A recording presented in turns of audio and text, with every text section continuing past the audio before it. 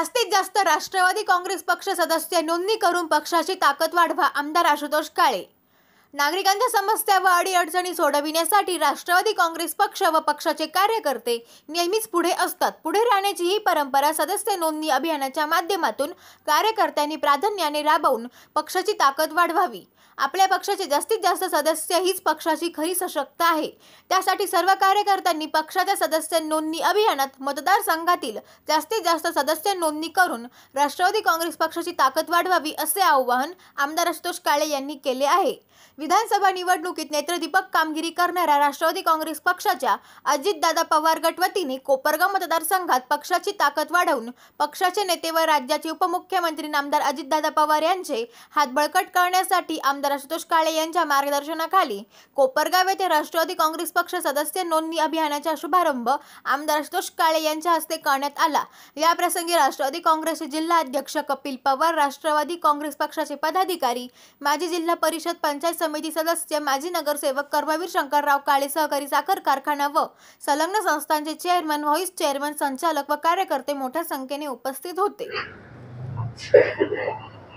18 आणि 19 ला आपल्या पक्षाचं शिबिर शिर्डी या ठिकाणी झालं.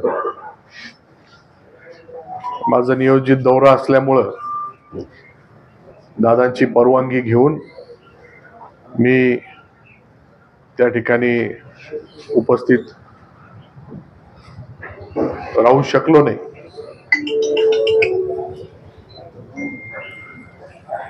आणि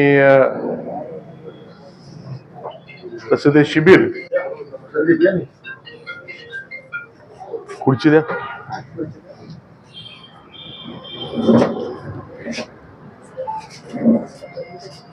छत्रपती संभाजीनगरला नियोजित होतं.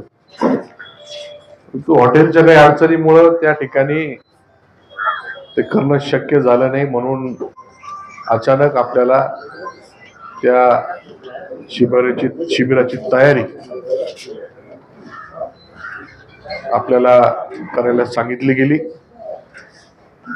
या ठिकाणी उपस्थित असलेले राहता तालुका अध्यक्ष संदीपजी सोनवणे पण आलेले. ते असतील आपले बँकेचे माजी चेअरमन बाबासाहेबजी पोते असतील, जिल्हाध्यक्ष कपिलजी पवार असतील आणि आपले सर्व ऑफिस मधले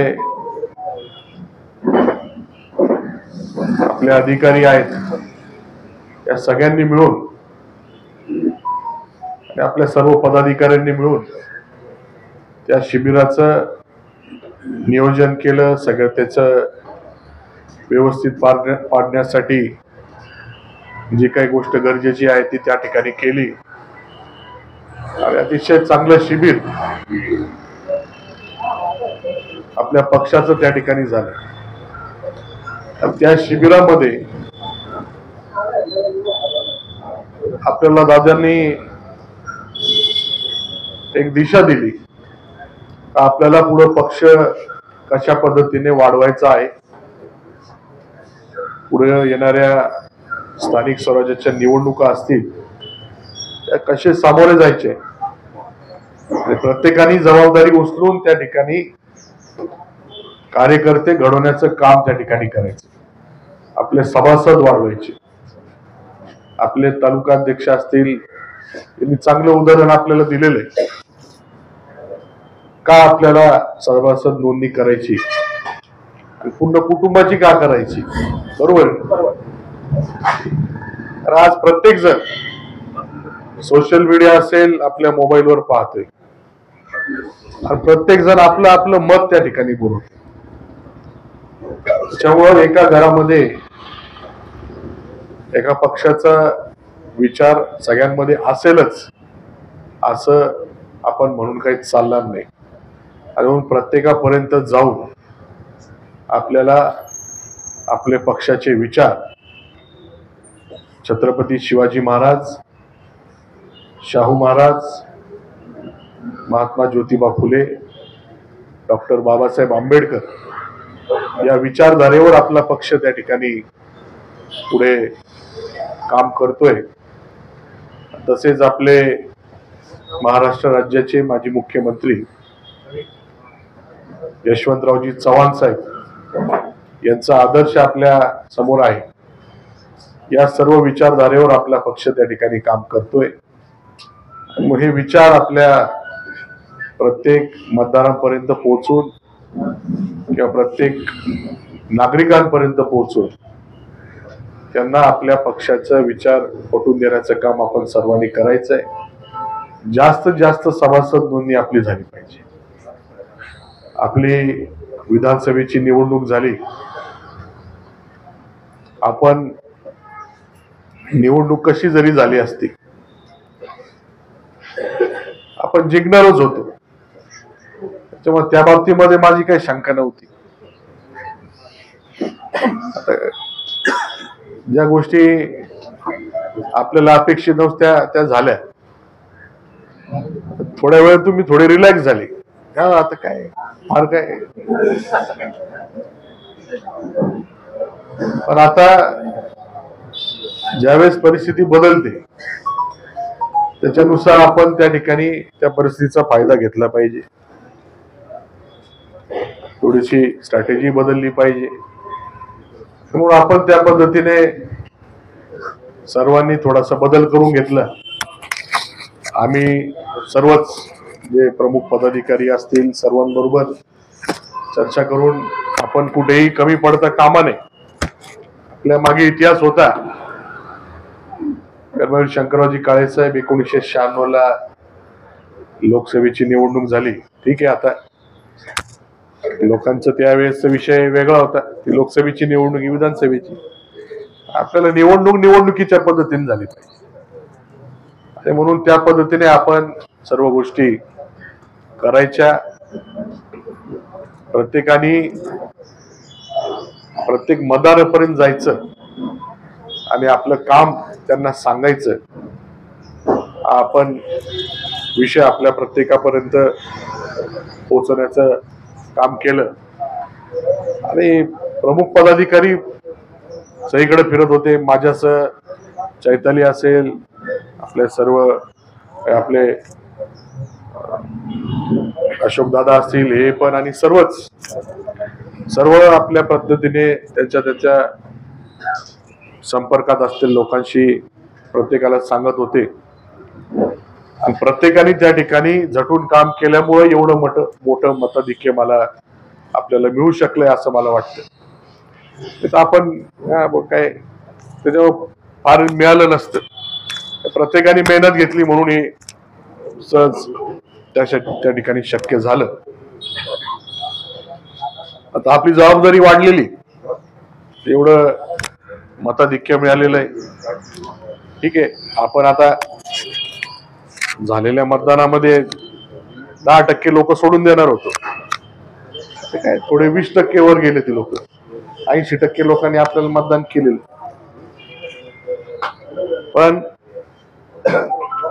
80% म्हणजे फार मोठा आकडा आहे. तो जिंकायला फक्त 51% लागत असतात. 80% मतदान म्हणजे फार इतिहास झाला. कोपरगावचा, नगर जिल्ह्याचा, राज्याचा जाऊन द्या नसेल झाला, पण राज्यामध्ये 5 नंबर वर येण्याचा मान आपल्या सर्वांमुळे मिळाला. हे काही कमी नाही. ते आता एवढं वरती गेलेलं आहे, त्याच्यामुळे पुढचं सगळं आपल्याला व्यवस्थितच करावं लागणार.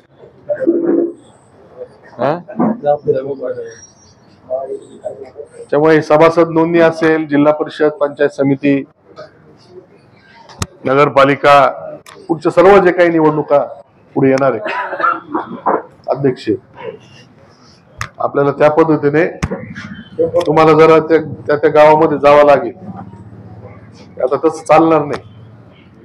अध्यक्ष म्हणून ही सगळी फॉलो घ्यायची जबाबदारी आता तुमची. तर हे प्रत्येक ठिकाणी जाऊन किती झाले सभासद, कोण आपल्या विचाराशी जोडले गेलेलं आहे, कसे जोडायचे, हे सगळं तुम्हाला फॉलोअप घ्यावं लागणार आहे. जेव्हा आपण त्या पद्धतीने सर्वांनी जास्तीत जास्त सभासद होण्यासाठी प्रयत्न करावे. आपण सर्वांनी चांगल्या पद्धतीने काम केलं म्हणून हा निकाल आपल्याला बघायला मिळाला. याचे आभार मानणं म्हणजे वर्षभरही मानले तरी कमी, पण तरी पुन्हा एकदा आपल्या या सभासद नोंदणीच्या निमित्ताने मी आपल्या सर्वांचे मनापासून आभार मानतो. आपण मला पुन्हा एकदा काम करण्याची संधी उपलब्ध करून दिली आणि असंच आपल्या सर्वांचा आशीर्वाद, सर्वांचं प्रेम, सहकार्य आणि मार्गदर्शन कायम माझ्या मागे राहील, कायम मला होत राहील अशी अपेक्षा आपल्याकडनं व्यक्त. आणि निवडणुका होतील, आता ते वॉर्ड कसे होतील, आरक्षण कसं पडेल, आता त्यावेळेस कळणारच आहे. पण आपण सर्वांनी त्या पद्धतीने तयारीची सुरुवात केली पाहिजे. उमेदवार असतील त्यांनी पण आणि उमेदवार नसतील त्यांनी पण शेवटी आपल्याला आपला सदस्य निवडून आणायचा असेल, आपल्याला जी ती संस्था याच्यावर आपली सत्ता आणायची असेल, तर सगळ्यांनी मिळून काम केलं तर ते शक्य आहे. नाही तर नुसतं एकटा उमेदवार पळतोय त्यामुळे आपलं रिलॅक्स आहे आणि उमेदवाराला फक्त गरज आहे म्हणून तो सभासद वाढवतोय असं नको आहे. प्रत्येकाने केलं पाहिजे अशा प्रकारची विनंती या ठिकाणी आपल्याला करतो. आज लग्न फार आहे पण तरी देखील आपण या सकाळच्या टप्प्यामध्ये या सभासद नोंदणीच्या कार्यक्रमासाठी उपस्थित राहिले त्याबद्दल आपल्या सर्वांचे मी मनापासून आभार मानतो.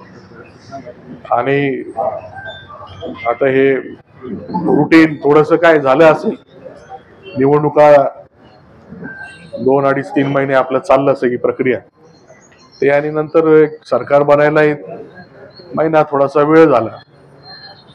माझाही नियोजित दौरा असल्या कारणाने थोडा काळ बाहेर गेला, पण आता चालू झालेलं आहे. आपल्या ज्या काही अडचणी असतील आपण टप्प्याटप्प्याने ते सोडू. कसा निधी उपलब्ध करायचा ही सगळी जबाबदारी तुम्ही माझ्यावर टाकलेली, त्याच्यामुळे त्याच्या बाबतीत चिंता करू नका. कसं का होईना आपण निधी उपलब्ध करून देण्यासाठी प्रयत्न करतच राहू आणि आपल्या अडचणी सोडवण्यासाठी जे काय करायचं असेल ते करत राहू. एवढा शब्द या ठिकाणी आपल्या सर्वांना देतो. आपण आलं त्याबद्दल आभार मानतो आणि माझे 2 शब्द थांबवतो. धन्यवाद. Atma Malik multi speciality hospital, Kopargaon Shirdi, Kopargaon road, Samruddhi Mahamarg circle जवळ, कोपरगाव. मोफत सुविधा, एंजिओग्राफी, सर्जरी, सर्व प्रकारचे ओपीडी केस पेपर फ्री. सोनोग्राफी फक्त 400 रुपयात, एक्सरे फक्त 100 रुपयात, लॅब तपासणीसाठी 50% पर्यंत सूट, औषधांवर 20% सूट. अधिक माहितीसाठी संपर्क 90 90 91 91 96 73 04 75 56 55.